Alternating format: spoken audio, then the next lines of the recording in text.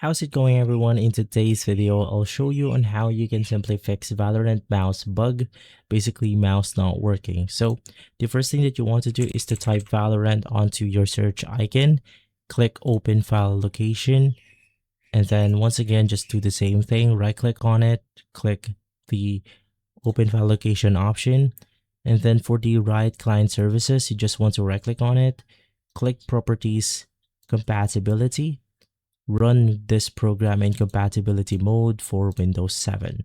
So just make sure that you have selected this, click apply, then click OK.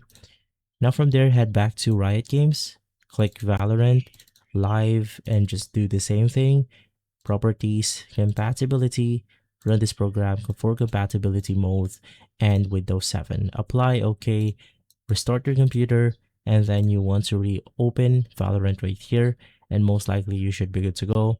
Another thing that you could try is to navigate through settings, click Valorant, and then click on the repair button right here. And so guys, if this video has been helpful, leave a like, subscribe, and follow us for more videos like this. Thanks for watching.